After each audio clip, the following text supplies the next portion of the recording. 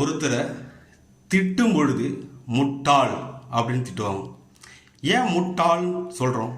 முட்டாள்னு பெயர் வர காரணம் என்ன? அதை பற்றி தான் நம்ம பார்க்க போகிறோம். இப்போது உதாரணத்துக்கு ஒரு மிகப்பெரிய தேர் இருக்குன்னு வச்சுக்கோங்க. இப்போ திருவாரூர் தேர். இப்போ அந்த தேரை அந்த திருவிழாடும் பொழுது அது இழுக்கும் பொழுது அந்த வட கயிறு பிடிச்சி பக்தர்கள் 100க்கும் மேற்பட்ட பக்தர்கள் அதை கயிறு பிடிச்சி இழுப்பாங்க. அந்த சக்கரத்துக்கு அந்த தேருக்கு வந்து ஸ்டேரிங்கோ பிரேக்கோ எதுவுமே இருக்காது. அப்போது அதை கண்ட்ரோல் பண்ணி சரியான திசையில் இயங்கிறதுக்காக அந்த சக்கரத்தின் கீழே ஒரு வேகத்தடைக்காக முட்டு கொடுப்பாங்க. அந்த முட்டு கொடுக்குற ஆளுக்கு பேர் தான் முட்டு ஆள், முட்டாள். அது ஏன் நம்ம திட்டத்துக்காக பயன்படுத்துகிறோம் அப்படின்னா, இப்போது ஒரு திருக்குறள் வந்து எப்பொருள் யாரார் வாய் கேட்பினும் அப்பொருள் மெய்ப்பொருள் காண்பது அறிவினும்.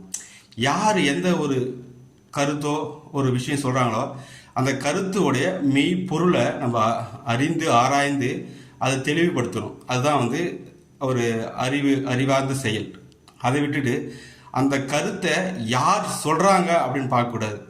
இப்போது அந்த முட்டு கொடுக்குறவங்க எப்படி தெரியுமா, நீலாம் சொல்கிற அந்த கருத்தை நீ சொல்கிறதெல்லாம் ஏற்றுக்க முடியாது, அவர் சொல்லிட்டாரு, இன்னார் சொன்னார், அவர் சொல்கிறதான் சரி அப்படின்னு எதையுமே ஆராயாமல் ஒரு ஆளை வச்சு ஒரு கருத்தை முடிவு செய்கிறவங்களுக்கு பேர் தான் முட்டாள்.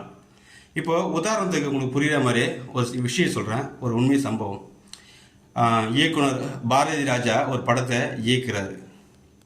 அந்த படத்தில் அந்த கதை பிரகாரம் ஒரு படித்த இளைஞன் படித்து முடிச்சுட்டு வேலை தேடி கம்பெனியாக ஏறி இறங்குறான். இப்போது அவனுக்கு வேலை கிடைக்கல. அப்போது ஒரு டிப்ரெஷன் ஆகாமல் இந்த இயற்கையை ரசிக்கணும் அப்படின்னு ஒரு காட்சி அமைக்கணும், ஒரு பாடல் வைக்கணும் அப்படின்னு வாலியை கிட்ட போய் அந்த சுச்சுவேஷன் சொல்கிறாரு.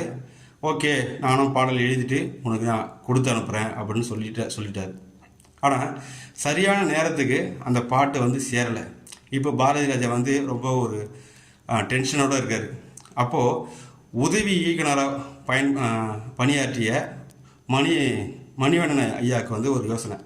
ஐயா பாரதி ராஜா கிட்ட சொல்கிறார், ஐயா தேனிலேருந்து ஒரு பையன் இருக்கிறான், சின்ன பையன், ஆனால் நல்லா பாட்டு எழுதுகிறான், வேணா அவனை வச்சு ட்ரை பண்ணலாமா அப்படின்னு கேட்குறாரு. ஆனால் ஒத்துக்கவே மாட்டேன்றார்.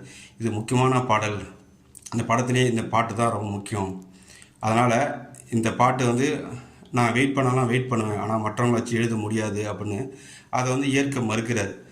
அவரை வந்து ரொம்ப வந்து ஒரு மாதிரியாக போஸ்ட் பண்ணி கம்பல் பண்ணி நீங்கள் அட்லீஸ்ட் கேட்டு தான் பாருங்கள் அப்படின்னு சொல்கிறாரு. அந்த பையனும் அந்த டியூனுக்கு ஏற்ற மாதிரி அந்த சுச்சுவேஷனுக்கு ஏற்ற மாதிரியும் சந்தத்தை